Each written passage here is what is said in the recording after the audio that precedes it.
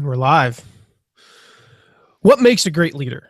Is it circumstances, genetics, any of the above? Well, some people choose not to be a leader because they believe that leadership is luck of the draw, that some people are just born leaders.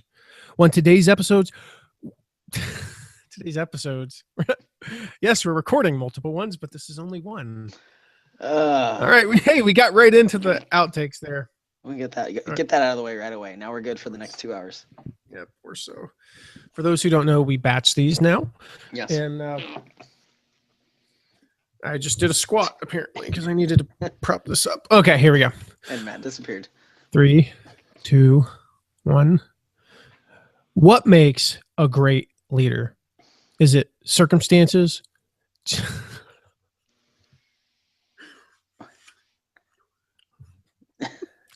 This is awful.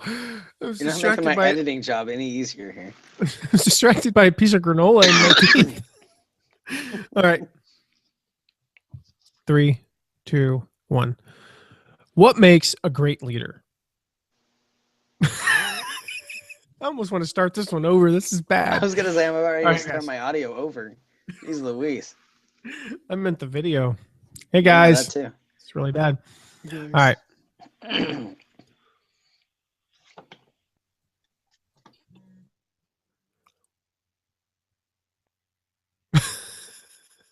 Out. Get the wheels out. I have to edit this one. All right. What makes a great leader? Is it circumstances or genetics? Well, some people choose not to be a leader because they believe that leadership is luck of the draw, that some people are just born leaders. Well, in today's episode, we're going to debunk this myth and explain how you can become a great leader.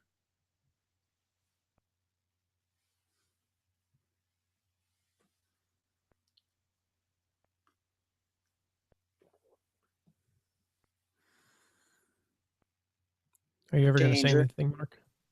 What? I lost you, dude. What do you mean you lost me? You froze on me. Oh, this is an auspicious start. Okay, go ahead. Jeez. Start over. Man. You're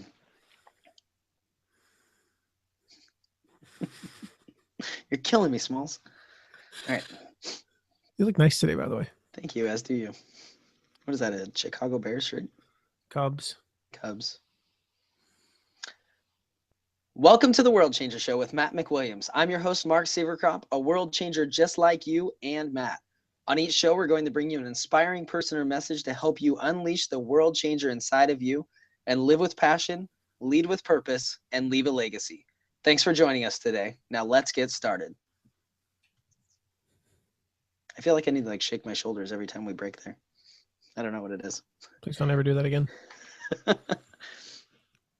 Hey everyone, welcome back to the World Changer Show. You're listening to episode 84. And as always, you can find everything that Matt and I talk about today and the unedited video cast of the show on the show notes page at mattmcwilliams.com/084. So, Matt, I am excited to debunk this myth that great leaders are born. It seems like that's all you ever hear is natural leaders, born leaders. But before we get into that, let's take a moment and let's thank a couple people who have been kind enough to give us a review on iTunes. Absolutely. And as you mentioned, the video that we have on the show notes page is highly unedited. And this one is going to be a particularly interesting one because it took us, and by us, I mean me, took me about 3 takes just to get the beginning right today. Wow. Anyway, I want to give a shout out. We got a bunch this week, Mark.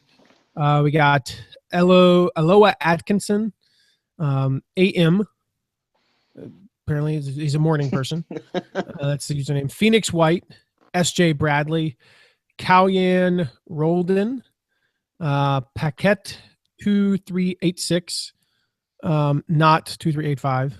And we got Jeremy Zach, Project Dave Man, Allie Black, Don_1, and Gina Wallace. I don't even know. That's 10. Wow, that's a lot this week. So thank you so much. And definitely want to thank Aloha Atkinson, who said What I love about this podcast is Matt's clear sincerity in walking his talk. For me, authentic, world-changing leadership is all about congruence. Who you are on the inside matches who you are on the outside. I love this podcast because it inspires me to be aligned, purposeful, and continually step up. That's awesome. That is cool. exactly what we're trying to do. And so thank you, Aloha, for those very kind words. And that is exactly what we're trying to do here is to, I'm trying to walk my talk and talk my walk, I guess, and chew gum at the same time. And just really, trying to be real. I mean, you guys know, one of the premises of this show and of my blog is, hey, here's how I failed. Here's some of the ways that I've really screwed up in life. Here's what I learned from them. Here's what I did about it. And here's how you can use that information. That is the basic format in many cases for much of my content. Here's how I messed up. Here's what I learned from it and what you can do with it. Definitely. And if you have not left us a rating and review, would you consider doing so? You can find the link to leave a review for the show we're going to start that one over. Where are we at there? That was not good. That was not good. Note here, 7 minutes. Slow down a little bit too. Yep. I know we both talk fast. I'm a fast talker. Definitely. If you have not left us a rating and review, would you consider doing so? You can find the link to leave a review on the show notes page at mattmcwilliams.com/084. So Matt, let's jump right in. We've all either had or seen that person that just seems to be a natural leader. They're charismatic, they're problem solvers, they're good public speakers. I just completely described myself. So the question to you is, yes or no, are great leaders born? No. Okay, so no. Great leaders are not born. So if they're not born, the next logical question is if they aren't born, and therefore no one is a natural leader, including you and I, how does one become a leader? Well, and to clarify that, great leaders aren't born. That's one myth. And then I think another myth is, well, great leaders are just, they adapt. They're an adaptive leader.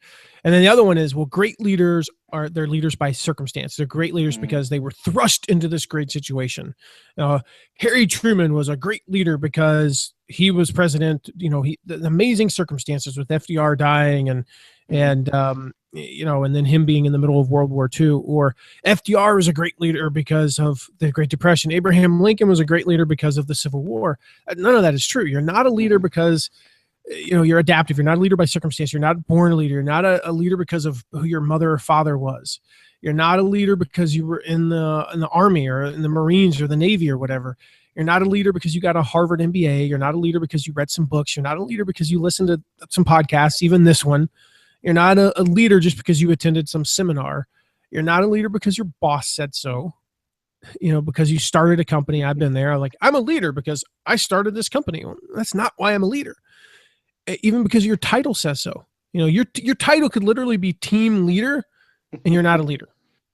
You are a leader only by choice. Great leaders are not born. They're not made. They're not taught. They're not trained. They're not appointed. They're not promoted into leadership. Great leaders are only great by choice.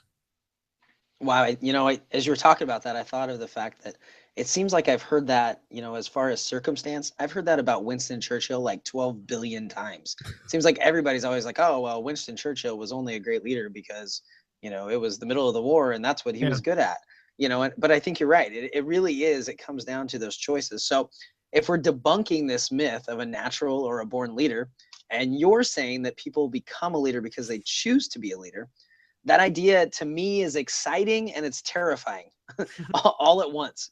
It's exciting because it means that all of us can be leaders. None of us have the corner market on being a leader just because where we're at or who we were born to or who our parents are. But it's terrifying because it also means we don't have an excuse for not being a leader. If we're not a leader, it's our own dang fault. And I think a lot of people buy into this idea that leaders are born or they're natural leaders because really it's easier just to say they're not leaders because they didn't win the genetic leadership lottery, if there's such a thing, rather than they aren't leaders because of the choices that they had made in their life. Well, that's an easier way to go through life. Well, Yeah. it's the same way. Like, why am I not better off financially? Well, because of the choices you've made. I just wrote about this. The we can link to this postmark if you'll make a note to do Sure. so. I just wrote a post about the hidden dangers of playing the blame game, Mm-hmm. and it's so true. Why do we play the blame game? Because it's easier. Like and I'm speaking from experience. In the email I sent out to my email list that day, I wrote, do you blame others for your problems? Do you blame circumstances or people? And I said, I know I do, and I hate it. I hate that about myself. Mm-hmm. That is one of those things, like, if I could wave a magic wand and say, this is something I wish I'd never done or never would do again, that would be something I would change, because it annoys I annoy myself doing that every time I blame other people or blame circumstances. So the reality is, that it's easier to do that. Why would I blame myself for the way that I feel? Why would I blame myself if I'm unhealthy? Why would I blame myself, like, if I have heartburn? Why would I blame Mm-hmm. myself? This is just, it's whatever. Well, no, it's because I ate too fast. It's not because a client made me. It's because I scheduled back to back to back meetings and only had 7 minutes in between to scarf down a burrito. Mm-hmm. That's why I have heartburn. And that's kind of a joking example, but it's that way in life. It's just easier to blame others. It's easier to say, well, no, leaders are made. Well, he's just a leader because he was promoted. I haven't been promoted. No, that's not the truth. You're a leader by choice, and you have to make it. It involves making a decision. Yeah. That's so true. And I found that in my life as I've learned more about being a leader, learned more about, self-improvement, that I used to do the same thing. It's like, oh, well, I'm here because of this or because of that, or if only this had happened. And again, it's terrifying and it's exciting, because at first it's terrifying because you're like, wow, I'm a slug of a human being. I mean, I'm an idiot. I'm in debt. I don't have this, I don't have that, and it's all my fault.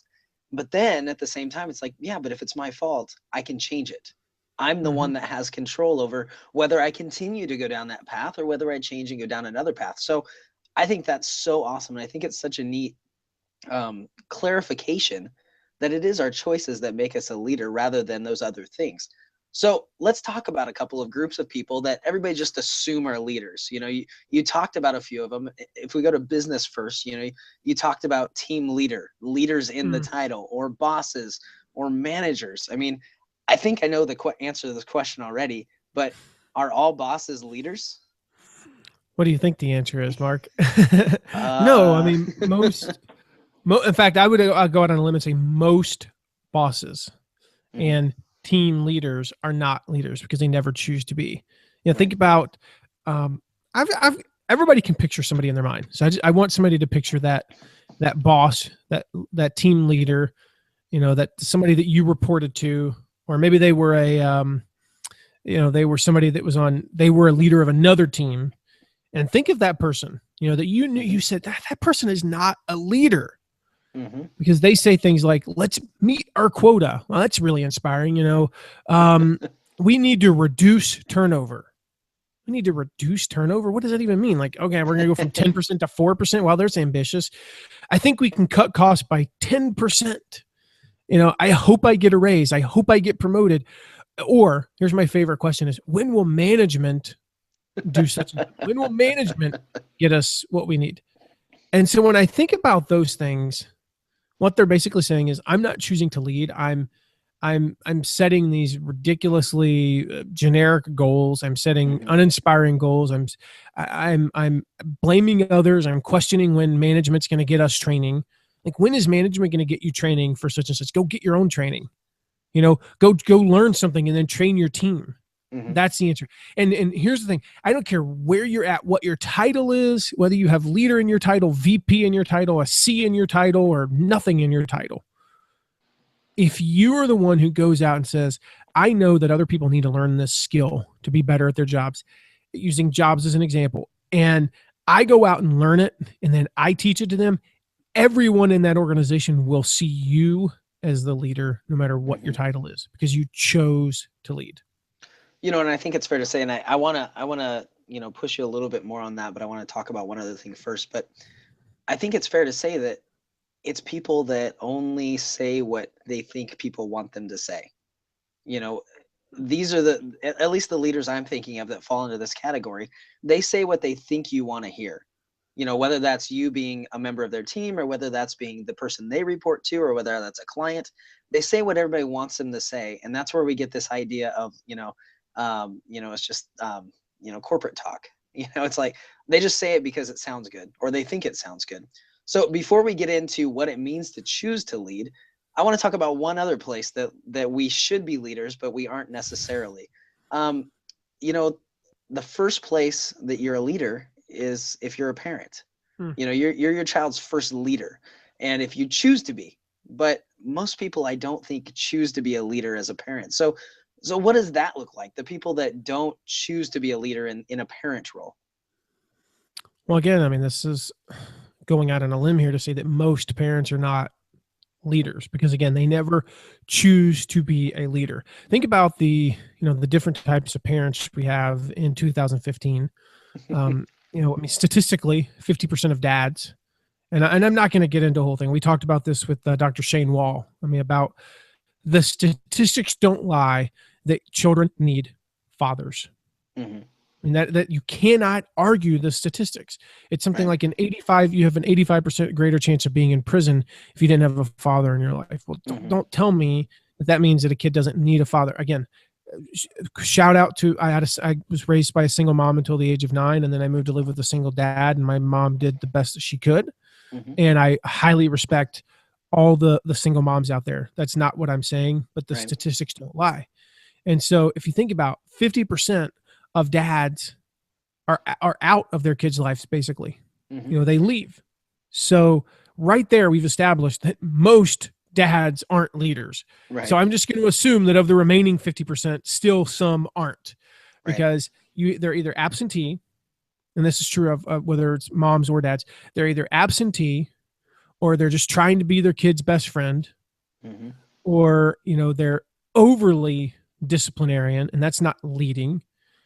They're too busy, they're too this, and they're not choosing to lead. And then the kids have problems, and the parents say things like, well, the world today is so such and such. The world today has gone to hell in a handbasket. And it's really no different than it was 200 years ago. It's just more information is readily available. And who are you blaming for the fact that your kid, if your kid's 14 and is pregnant, that's your fault. It's not the world's fault. It's your fault. You're supposed to lead better. Well, they say things like, my children aren't so bad. Well, what are we defining as not so bad? Like, okay, they've only gone to they've only spent a year in juvenile, they've only failed a few classes. I don't know. Or they compare themselves to their own parents. They say, well, my parents never, such and such. I was in a debate the other day. It was just talking about, and if somebody's listening and takes offense to this, so be it. But we were talking about, my personal belief is that if you smoke in a car with a kid, it should be considered child abuse. And he was like, well, my parents smoked in the car and I turned out all right. I'm like, so that makes it right? Yeah. I get it. People overcome circumstances, but should we put our kids through what Oprah Winfrey went through as a child just because she's Oprah? Probably not, if we can avoid it, if we're able to avoid that. Why don't we just give our kids, dirty water and feed them Twinkies all day? Because some people have survived that and turned out okay. They say, this is all I know. This is how my parents were. Well, then go read books and do something to be better parent. I mentioned earlier, like, you're not a leader because you read a book, but you know what? If you're not reading the books and you're not attending the seminars and you're not asking for help, you're definitely not going to be a leader. The act of reading the book does not make you a leader, but it's a heck of a first step. And then, they blame the schools. Well, when are the schools going to teach this? Maybe never. Oh my goodness. Yeah. Maybe never. So teach it yourself. Learn how to teach it. If you want your kids to learn multiple foreign languages, it's probably not going to happen in the schools. And to quote Jim Rohn, how many languages can a kid learn? As many as you'll teach them. And so, they say things like, I'm just trying to make it. I'm just trying to survive. But that's not your role as a parent. Your role is not survival. Your role is to lead to lead your children. And so, the example going back, I mean, this is so true of whether it's, parents or business leaders. They meet the quota, they make a minimal impact, they blame society, they aim for average, they continue the cycle, they hope for change but don't do anything about it. That's what most people do. And that's why most people are not leaders. Most people are not leaders because they assume that leaders are born with energy. They assume that leaders are born, bold and brave. They assume that leaders are just born intelligent and well-spoken and quick thinking.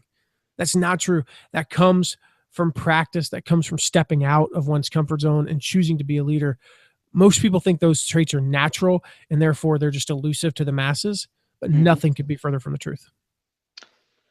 Well, I agree. And I think, if I was to boil down what you just said, really it comes down to they don't put any effort into it and it's someone else's fault. It really seems like that's what it comes down to 99.9% of the times, whether it's as a parent or a leader in business or anywhere that you're a leader.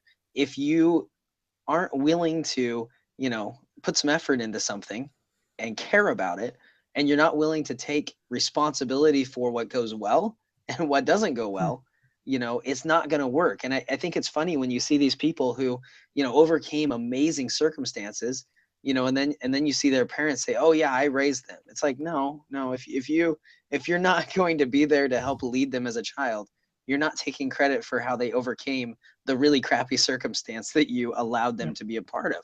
So, I mean, we know that they do these things, but why don't they do these things? Why do they not choose to make a bigger impact? I mean, I think it's safe to say that most parents care about their kids. They love their kids. And I think it's safe to say that most leaders in business want to do a good job. I mean, at least to the point that they want to keep that job. So why don't they do these things? Well, I think overall, and maybe this is more in a business context, perhaps, but one of the big reasons is fear. This fear that says that if I'm a leader, then I'm up here at a certain level, and a lot of people are afraid to be up on the pedestal. It's just like being afraid to be up, on a 20-foot diving board, or being afraid to go up on a 413-foot roller coaster like I'm doing in a couple of weeks. Those things are scary to some people. This fear of hurting feelings is a big one. I don't want to hurt other people's feelings, because here's the thing: if you're going to be a leader, and this is why at least half the people aren't willing to be a leader. I didn't say can't be a leader. I said they aren't willing to be a leader. You got to have difficult conversations with people. You got to make difficult decisions. And that means hurting people sometimes. I mean, I cannot count the number of times where I had to have a difficult conversation with somebody, and I dreaded it, but I had to do it. I've had to have conversations about people's behavior. I've had to have conversations about people's body odor. That's a tough one to have. Like, people are complaining about your body odor. Can you do something about that? I've had to have conversations where I was letting people go, and I knew what that meant. That I just impacted someone's family. I mean, I don't know sometimes what the end result of that meeting was. Our decision to let somebody go, and so you got to hurt people's feelings sometimes, and that it's a very scary thing, and a lot of people aren't willing to do that. They're afraid of that. A lot of people are fearful of being responsible for their followers. I mean, that's a big weight to carry. I remember walking with my friend Hunter. One night we ran a company together. We were probably at about 35 people at that point. And we used to go on these long walks together, just talking about business and life and what was going on in the world and, all that. And we got about halfway through this walk. I'll never forget exactly where we were. And he said to me, I never realized I had the power to make someone cry. I was like, what do you mean? And he said, this person that worked for us, he said, yeah, the other day she just came into my office crying. I was like, why? And he said, because of something I had said to her last Monday. And I think this was on like a Tuesday. So it had been 8 days, somewhere between 7 and 10 days. And he said, yeah. And she'd been carrying that for 8 days. Been carrying that for more than a week, that I made her cry. That's heavy, dude. He was just kind of, he didn't know what to do with that. Yeah. I think that people are also they're afraid of failing. We know about fear of failure. I've been there. I mean, it is hard to fail at following. Like, Hmm. wow, you're just a terrible follower. You really, like, all you have to do is take orders and do what people tell you. That's not that difficult. Right. It is for me, but it's hard to fail at following. It's hard to fail when you don't step out.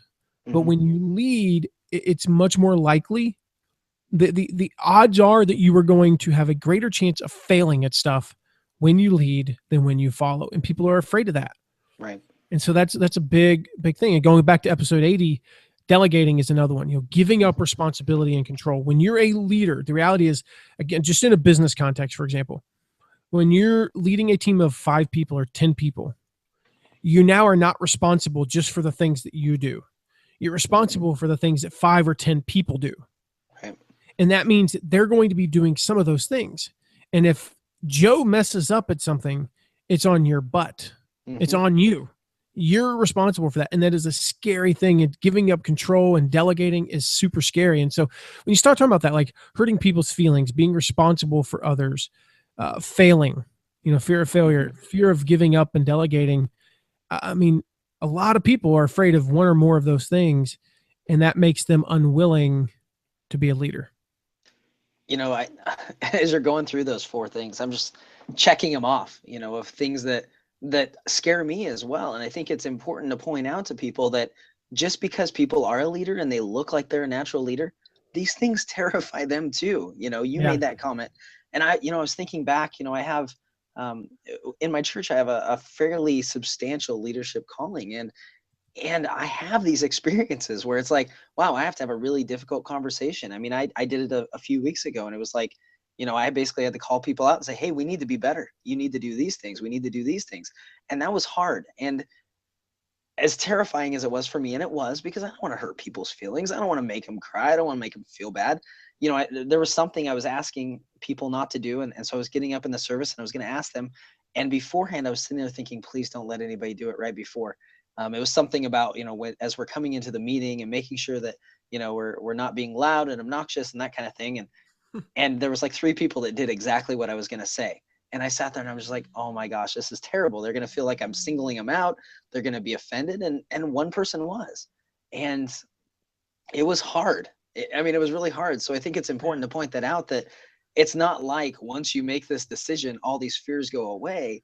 They're there. You just realize that you've made that choice, that this is more important. The overarching goal is more important. What we're trying to accomplish is more important than being somebody's best friend. And you can be their friend and tell them these things. You can have a difficult conversation and say, look, I'm your friend. I love you. I want you to do good. And because of that, that is why I'm having this conversation. And it goes for all of those. All of those things are hard for everyone that's a leader. Like you said, Hunter had the same thing. It's not like all of a sudden it was gone because you're leading 35 people. It's always there, but you make that choice, and that's what allows you to make that choice. Is it's not easy, and you still make that choice. So That's what it is. It's a choice. And it mhm, is acting in spite of your fear. I right. have been afraid to delegate. I've been afraid to hurt other people's feelings. I've been afraid of failing. I've been burdened by the weight of being responsible for my followers, and people who work for me. I'm Mhm, burdened every day by the weight of and responsibility of fathering, a 4-year-old girl who mhm. is 9 years away from being a teenager. And we have another, as we're recording this, we have Right. another on the way, a girl or a boy, we don't know yet. And so, I mean, that's a burden and that's Yeah. scary, but I do equate it, like I mentioned earlier about riding roller coasters. It's very similar to the experience I had the first time I rode roller coasters. I was 35 years old the first time I rode a big, large roller coaster. Mhm, And we went to Cedar Point in Ohio. And I got on the first one. Tara, my wife, loves roller coasters. She's ridden 50 of them. We mhm. get on the first one, and I rode the entire time with my eyes closed, grasping the handle, the things, just terrified. And I Right. didn't have any fun. It was not an enjoyable experience. It's like, why am I doing this to myself? And then we Mhm, got on another one, and I did the same thing. And then slowly I started opening my eyes a little bit. But here's the thing. Every time I was scared, I still got my butt in the seat and mhm. let them lock me in. And you would think that today, as we go to Cedar Point, and I'm like a kid, I'm running to the next ride. We're getting on and off rides. I'm riding up on the 413, foot roller coaster that goes 120 miles per hour. I'm riding Millennium Force. I'm going upside down. I'm like waving to Tara, taking pictures. A great picture that she took of us. Like literally, we're like waving right at her. That didn't happen because I just walked up to the first roller coaster and went, woohoo! This happened because I kept getting on and getting on and getting on. And eventually I started to go, wait, this is easier. This is more enjoyable. And occasionally when we get on Millennium Force and I watch that thing go up 320 feet, to this day, I still can't look down while we're going up. I have to look out at the horizon. Right. I kind of freak out a little bit if I look down while we're going up. Now, once we go over the edge and we're going down so fast, I'm good to go. The rest of it's fun. And when we're spinning around and stuff, I'll look off to the side and I'll look down when we go up and, on parts of it and have a blast with it. But it still scares me sometimes. I still look up at that and go, man, that's so high. And this could happen. This could go wrong. This could go wrong. Think the cable could snap. This, oh my God, we could all fall. What if we get stuck at the top? What if we get stuck at the top? But I do it anyway. And then I have fun doing it. And as I've said, so many times, our greatest successes, our greatest joys in life are usually on the other side of our greatest fears. And so you have to make the choice. It's not easy. Great leaders aren't not afraid. It's a double negative. They aren't not afraid of any of those things on a daily basis. They just choose to act in spite of them. Well, as you're using that example, and I think that's an amazing example for what we're talking about, because I was thinking about it, and we're talking about leaders or people that don't even try, like they just want to put minimal effort. And I'm thinking about when you get on this roller coaster and you're terrified the first time, you are still leaps and bounds ahead of that person that's standing over there watching that will not go on the roller coaster. And the same thing is true of a leader. I mean, even if you're terrified, even if, you mentioned, raising Araceli, and I think the same thing about my kids. I mean, sometimes I'm like, I have no idea what to do. I am so terrified that I'm going to ruin this little human being for the rest of their life because I make the wrong decision. But you know what? I'm getting in there and I'm trying. And as long as you're trying, it gets easier every time, like you said, and you learn things and you grow and you adjust. And even the minimal effort, even if you're completely terrified as you're doing it, as long as you're choosing to try to lead, you are miles ahead of the person that's not trying to lead at all. And I think that's so important to remember because it's a process. None of us are born leaders. Like we said, none of us are natural leaders. It's a process, and we're all learning to be a little less scared, and we're learning to work through those decisions and those choices. So as we wrap up, Matt, we've talked about it a little bit through the episode, but I mean, what are some of the things that a great leader will choose to do that makes them great? I mean, is there anything that we haven't covered already that you want to hit? Well, we talked about some of the things that they don't do earlier and some of the things that they say, like, let's meet the quota and things like that. The first thing is great leaders choose to be great. They just, I'm going to be a great leader. I'm going to learn what I need to learn and I'm going to do what I need to do. But as far as practical things, there's 8 things I'll suggest today that great leaders choose to do. The first one, again, a lot of these are in a business context, but some of them are also in a family context. They choose to destroy the quota. I mean, after all, what is a quota anyway? Like a quota is, here's the bare minimum. Nobody has ever in the entire history of mankind been inspired by a quota. I'm going to throw that out there. We can tweet that. No one has ever been inspired by a quota. They're inspired by audacity. They're inspired by, as Jim Collins writes about, the BHAG, big, hairy, audacious goals. Great leaders choose to destroy the quota. Like they don't even care about it. It's not even on their radar. Secondly, great leaders choose to change the world because that's what you're born to do. So great leaders, again, they find that higher purpose in their work. They find that higher purpose in raising their daughter. They don't say things like, I'm just trying to keep my daughter alive. No, I'm trying to raise a girl who's going to, she says she wants to go to college by the age of 12. Then I'm going to do everything I can to help her do that. I don't care what the status quo is. I'm going to help her achieve her dreams. I'm going to help her be a difference maker and a world changer and a history maker because that's what she was born to do. And I was born to help her do that. And I was born to change the world myself. And all of you are. Third thing is, great leaders choose to blame no one. They don't blame it. We were talking about this earlier. They don't blame other people. And more importantly, and this is harder, they don't blame themselves. because blame just takes up precious time. Well, I mean, really, when what's the old saying? You don't cry over. There's no use crying over spilled milk. Right. The milk is on the floor. Now, depending upon what kind of floor you have, that could require urgency. If you have like cheap linoleum, it's not that urgent. You could probably leave it there for a day or two. I don't know. But if you have hardwood floors, you have carpet, you have to act quickly. So you got to go through this process. First, I have to soak it up with a towel. Second, I need to spray some Resolve. Third, I need to clean that up, and I might need to go get the carpet cleaner and do the little handheld thing. I don't waste time blaming. I don't waste time lecturing RSLA about why she shouldn't play with her milk. I will do that later. I don't blame her. This doesn't serve a purpose. RSLA, you need to not try to throw your milk thing up in the air and catch it. Right. You need to not try to open. You're not big enough to open the big thing of milk yet. So just let daddy and mommy do that until you're a year or two older. But blame is just, it's wasting precious time. Great leaders choose to break destructive cycles and patterns. Now that means I'm not gonna continue the cycle that my dad started. I've talked about it before. My dad was an alcoholic.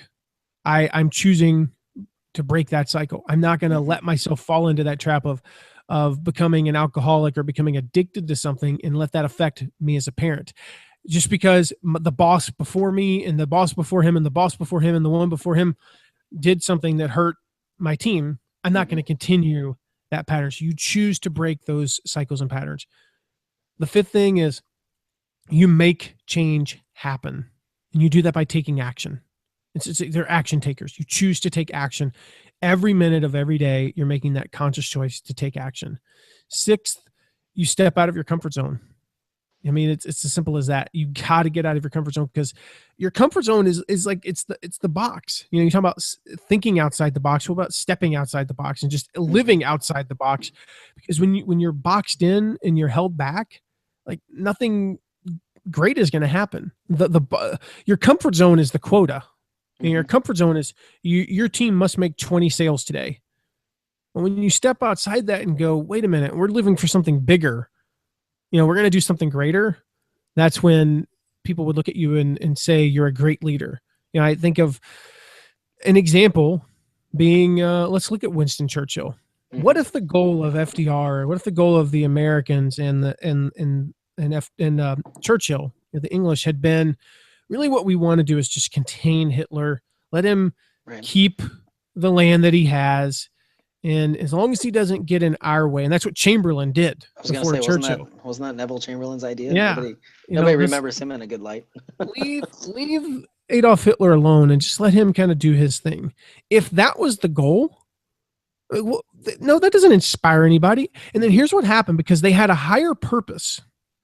When the Nazis bombed London relentlessly for like 6 months in the Blitzkrieg, when they bombed them relentlessly, all that did was give the Londoners just got more resolve. And as more and more of them survived, they started just playing in the streets. And if a bomb hits me, oh well. And it was like, they were basically extending a giant certain finger to the Nazis and saying, you know what, you're not going to impact us, and we're not going to cater to you.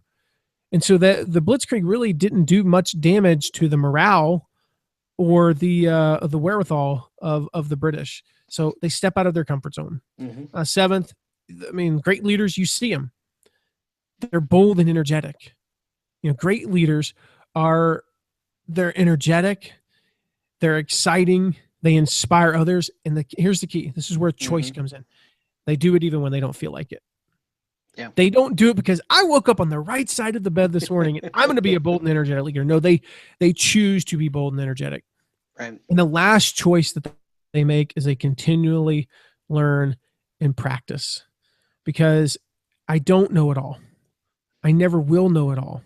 And yes, my team might look at me today and go, wow, he's an expert at marketing, or he's an expert at his business, but I don't know it all. So I'm right now I'm reading multiple books about marketing, multiple books about success, multiple books about relationships and leading.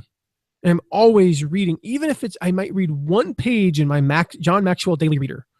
I'm going to read one page, and that one page is going to give me one thing to focus on today as a leader. And then tomorrow I might read 2 pages, and that's going to give me one thing to focus on as leader, or 2 things. Every day I'm trying to get a little bit better. And ultimately, great leaders choose to be great. I mean, world changers, they are world changers because they choose to change the world every single day. Wow. I love that, right? Great leaders choose to be great. I mean, really, that sums up everything we've talked about today. They choose to be more than average. They choose to be great. They make the choice. And I think I found this quote by Donald McGannon that ties in really nicely with this idea of you make the choice to be a leader. And he says, leadership is an action, not a position, which fits completely with what we were just talking about today. You're a leader because you chose to be there. You took that action rather than you got the corner office, or you have a kid or whatever it is. So our question, we gave you these 8 steps. Matt gave you 8 things that you could do today to become a great leader, the choices you could make. So our question to you is, what choice are you going to make today to become a great leader? So you can go over to mattmcwilliams.com/084, and you can answer that question. And you can also get everything we've talked about today, including a free resource, Matt, that you have for folks called the 21 Questions Every Leader Should Ask on that show notes page. And asking these questions are really going to help you to choose to be a great leader. And the best part is it's absolutely free. You're just giving it to them, and they can find that again on the show notes page and the video cast of this episode at mattmcwilliams.com/084. Matt, before we go, is there anything else you want to add? I would dare or encourage or hope that everyone listening would make the choice to be a great leader. We've given 8 practical things that you can do, and pick one of them. Don't say I've got to do this, this, and this, and I've got to do all of these things today. No, just say, okay, I'm gonna choose to blame no one. That's a great step in being a great leader. I'm going to choose to step out of my comfort zone. I'm going to choose to just be bold and energetic at work. I'm going to choose to, continue to learn and practice. I'm going to choose to break the cycles and patterns in my life or in my, my family. I'm going to choose to do the things that my daughter or son or children and spouse need for me to be a great leader, and then put those into action. And then the last thing I would encourage you guys to do is again, put one of these into action, but then I want you to be thinking about the ways that, the decisions that you need to make on a daily basis to be a great leader, the exact actions that you need to put into place and what that looks like. Take a step back and say, what does it look like if I'm a better leader? What does it look like? And what are the results? And really get a picture of what that looks like. And when you have that vision of what it looks like for you and what it looks like for the other people around you, then you're on your way to being a great leader. And then I said that was last, but lastly, I would say leadership is every aspect of life, and you don't need a title to be a leader. So if you're the janitor, if you're just the customer service rep, you lead the person who sits next to you. You lead your group. You lead your friends. You lead your family. You lead your small group at church or whatever it is. You lead in every aspect of life, and you don't need a title. So lead one person even. It's a great place to start, is one person. Absolutely. And again, go to the show notes page, mattmcwilliams.com/084, and answer that question. What choice will you make today to become a great leader? On next week's episode, we have an interview with 2 college professors that have written a book that is all about getting what you want through negotiations in business and in life. One of the things that the guests note is that we're negotiating every single day. Take a listen to this clip from the interview. Insert audio clip here. Well done. All right. Until next week, remember, you were born to change the world. You were born to make history. So believe it, become it, make the choices to achieve it, and pass it on. All right, y'all. We're done. Thank you for watching. Hey, we made it through most of it without any more screw-ups Yep, at the pretty very good. beginning. All right, guys. We'll see you next time. See you next week.